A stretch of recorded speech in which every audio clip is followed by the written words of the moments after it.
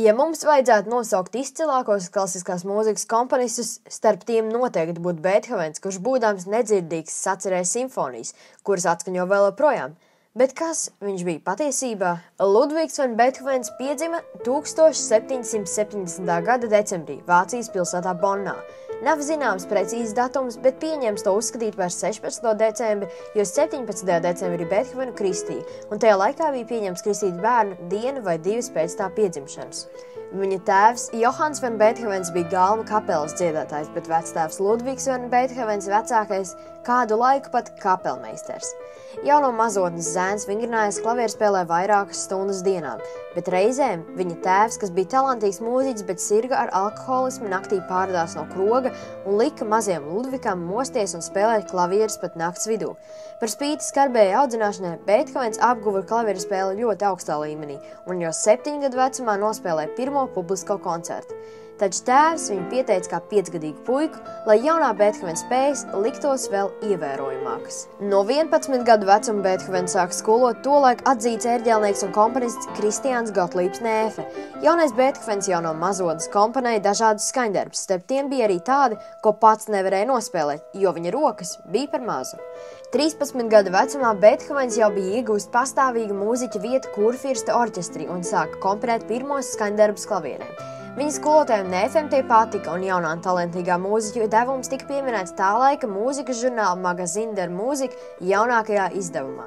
Pēc pāris gadiem, 17 gadu vecumā, 1787. gadā, kurfirsts Maksimiliāns Frants Beethovenam apmaksāja studiju braucienu uz Vīni. Lai gan tas nav līdz galam pierādīts, pētnieki uzskata, ka Vīnē mūziķis mācījās un vingrinājās klavierspēlē pie jau tolaika ļoti slavenā Mocarta. Taču skološanās pārtrauca ziņa, ka Beethovena māte ir tuvu nāvei, un Beethovens nekavējoties devās atpakaļ uz Bonnu. Tā paša gada 17. jūlijā viņa māte devās mūžībā, bet satriekties Beethovena tēvs nogrima alkoholismā. Tāpēc rūpes par divu brāļu skološanu un iztikšanu uzņēmās 17 gada vecais Beethovens. Pēc pāris gadiem Beethovens vēlreiz devās uz Vīnu, lai mācītos pie zināmā komponista Josefa Haidna. Vīnē Beethovens dzīvoja visu savu mūžu un vairs nekad neatgriezās dzimtajā Vācijas pilsētiņā Bonnā. Taču tā sauktajā agrīnajā Vīnes periodā Beethovens sacerēja ļoti daudz mūsdienās zināmas skaņdarbus, daudzas klavieru sonātas un, piemēram, 1801. gadā mūsdienās plaši atpazīstamo Mēnesnīcas sonātni. Beethovens arī uzrakstīja pirmās 2 simfonijas un baletu Prometejs. Jāpiebilst, ka Beethovens diezgan atšķīrās no tā laika citiem komponistiem. Viņš izmantoja bagātīgus skaņām pilnus akordus un visu sapludināja kopā, daudz izmantojot pedāļus. Viņš sekoja citiem politiskiem uzskatiem un apbrīnoja Napoleonu. Pat veltīja viņam savu 3. simfoniju. Taču, kad Napoleons pasludināja sev par imperatoru, Beethovens uz titulapas izsvītroja veltījumu.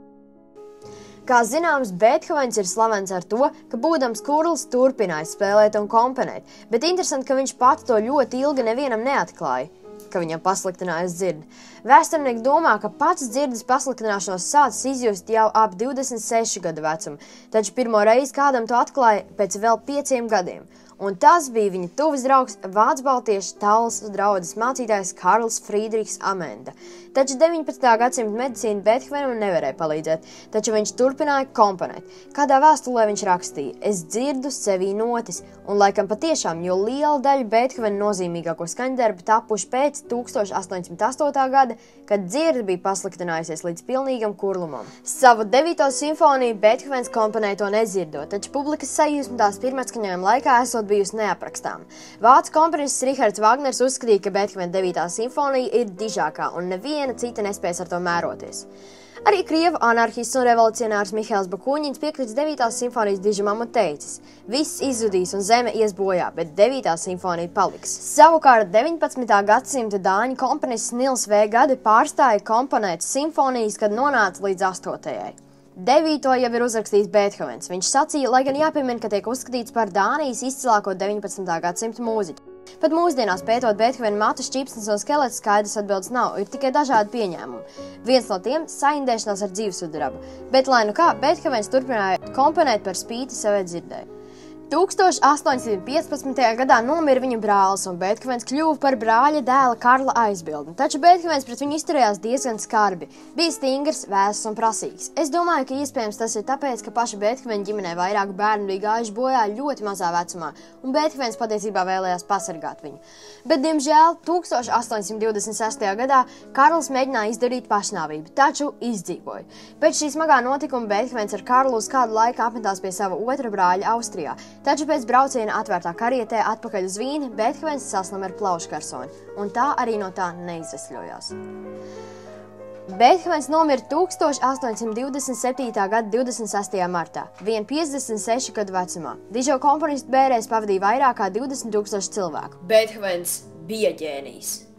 Viņa skaņdarbi un simfonijas tiek atskaņot vēl joprojām un priecē katru tā klausītāju. Beethovens vienmēr paliks viens no dižākajiem, varbūt pat pats dižākais komponists pasaules vēsturē. Lai nu kā, viņa ieguldījums mūzikā ir ļoti liels. Beethovens bija, ir un būs ģēnijs un leģenda.